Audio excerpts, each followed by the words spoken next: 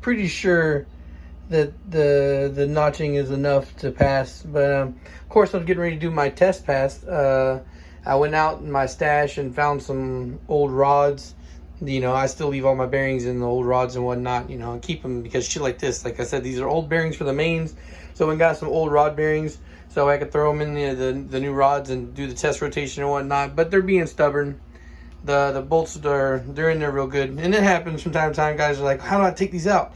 You just need a stronger impact or a vice clamp that that's made for the rods. So maybe if I charge my batteries to 100% full, I'd have a better chance of breaking them loose. But I didn't, and I've only have so much time allocated for everything every night. So again, I'm pretty sure that this is gonna be enough to get to where they pass. I won't know 100% until I test them. But even if I test them, I'm sure that they're far enough along where if there's any contact, it's going to be minimal and it won't take me much time to make the adjustments I need.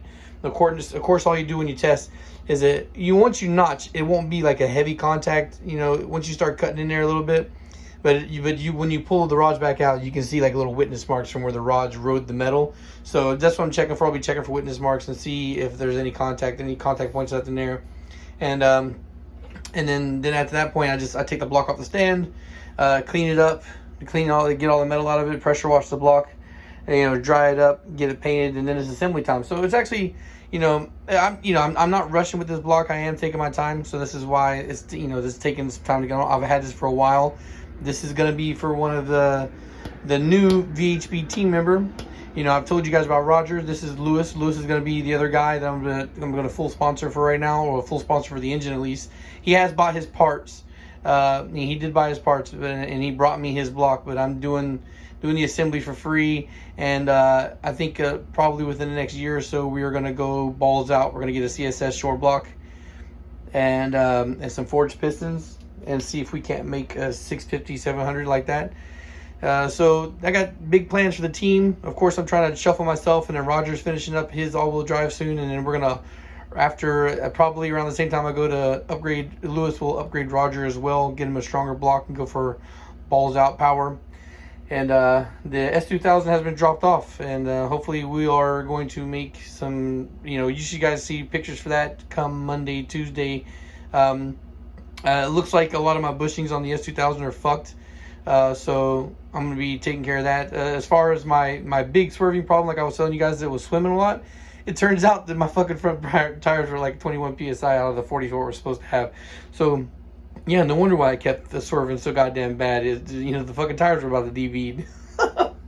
But, like, these newer cars come with their own air pumps. So I was like, let me just check real quick. And, yeah, sure as shit is a low tire pressure. Now, I drove it on the highway, of course, after that, to see how much difference it was going to make. And it was a huge difference, definitely a huge difference in drivability, but it's still loose enough in the steering to not inspire super high speed confidence.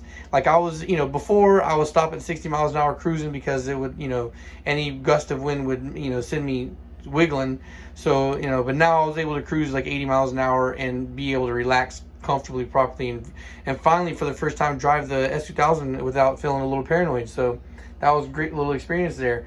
And but of course I'm going to be jumping up to mid to high 400s here pretty soon with the car, and I want it to be solid. I want to be able to do 140, 150 miles per hour and not have to worry about it. So, and of course, I'm not going to be living at those speeds, but when I have the highway open and I want to do a fucking straight line pull, I want to be able to open it up all the way, and I would imagine that hitting those speeds won't be hard when I get the power levels I want to be at.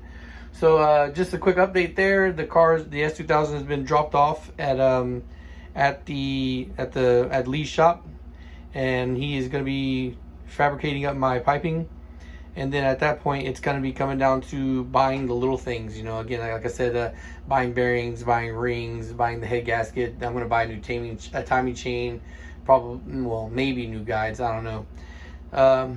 Yeah, because again, this is not going to be a super high powered car. It's going to be high enough power where there's not really much of anything factory wise that's going to be fucking with me. Like I'm pretty sure that if 450 horsepower, I'm even going to be beating up on fucking Hellcats and GTRs, or stock ones, of course.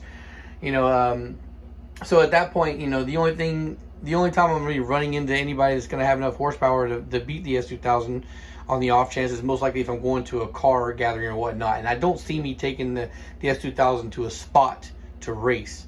There's going to be a lot of hard parking with the car. It's going to be fast because I want to be able to, you know, to have that kind of power again. And of course, it's because it's for advertising for VHB engines, you know. But at the end of the day, I don't think that the S2000 will ever see a track. As far as tracking the S2000, the only way that'll happen is if I go through with my light plan that I have and buy a fucking rebuilt title S2000 and buy a rebuilt title S2000, and then I'll go balls deep with that. I'll get the liners done. I'll get CSS block done. I'll get the block CSS and have iron liners thrown in, and then you know, full forged build, and I'll see about 700-800 horsepower. That, you know, that's the only way I'm going to do that. But right now, yeah, just the mid to high 400s and call it a day. And to be honest, I'm pretty sure I could finish this turbo kit up right now and send it to the dyno and still make the power I want. But the car has 152,000 miles on it, and plus, like I said, you know, like when I first got the car, I feel a little fraudulent. I want the car to be mine, so I'm doing the rebuild. It's going to be brought back down to 0 miles and go from there. All right, guys, so I just thought, you know, I'd give you a little update on what I'm doing here. I was actually going to originally plan to just do this for Instagram, but I think I'm going to go ahead and throw this up on YouTube. I know I haven't made a new video in a couple of weeks. There's another video that I want to make that's car related, but it's just like a review type thing. It's not anything like I normally do. It's something a little new. Let's see if I can do that soon.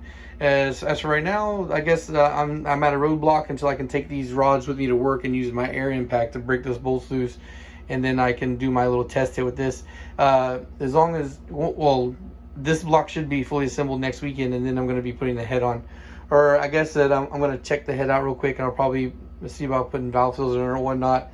And this single cam is probably going to be also a low to mid 400 horsepower block. So, you know, I guess once I get the long block done, which could be potentially in the next 2 weeks, then get it back to Lewis, and then it's for him to put it back in the car and whatnot and get ready to get tuned.